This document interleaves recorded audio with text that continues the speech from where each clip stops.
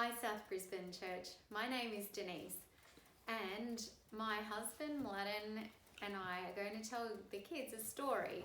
We live in Mildura where it is very cold. You may be able to see the fire in the background. Pastor Andy's going to talk to you today about divine credit. What does it mean when Jesus gives us something? Today Mladen is going to tell you a really nice story about what it means to have some credit. Listen carefully while he talks to you. Hello children, hello South Brisbane Church. We have a dog called Mala. And Mala is a great dog. She's a well-trained dog. She listens to our commands. She always comes and we call her. She eats only on command. But Mala was getting very lonely because Denise and I would both work. We would go away from home and she would be home the whole time alone. So we decided to buy her a brother. Denise has found this advertising about a puppy which was selling for approximately $250. See, usually border collies cost a lot of money. And so we tried to kind of go on cheap and save some money. And so later on when we went to pick him up, we brought him home. And it was just amazingly beautiful puppy.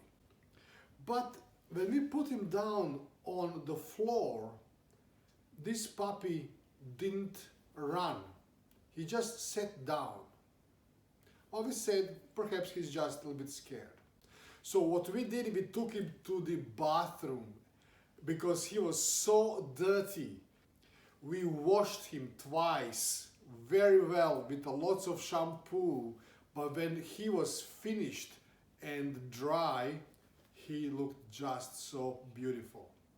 But still, he wasn't actually running around like little puppies do and sniffing everything and playing and stuff. He would just sit down. And we called the owners of the dog and asked him, why isn't this dog running around?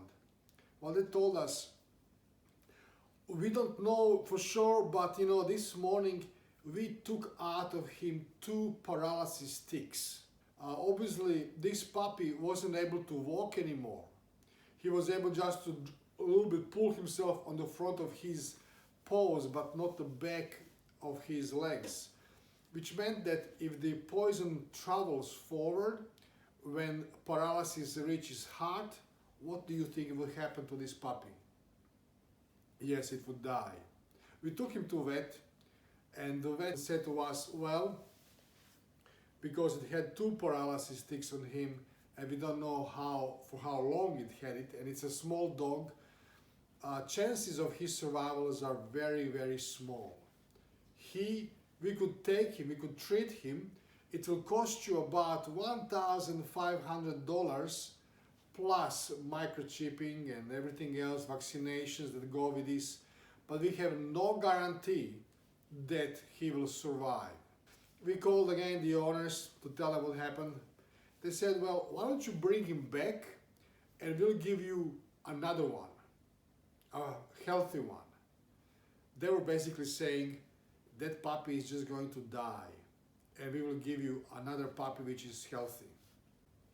Denise and I had a choice. What would you do? You wanted a puppy, that puppy is just 1 day, 2 days with us. You don't know the puppy. It's very, very sick. If we don't pay a lots of money for it, it will die. It was a tough decision before us. What would you do if you were in this situation? Do we risk the money? Well, we did. We took this puppy to vet and told him we will go through this process. We paid lots of money for him. Mushki went to hospital for dogs. He stayed there 3 days.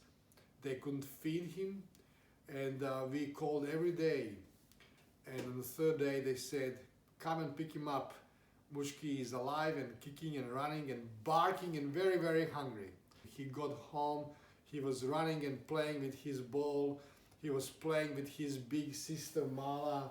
We taught him different tricks. He was super obedient, wonderful dog. He learned how to ride a horse, obviously, as you can see in the picture.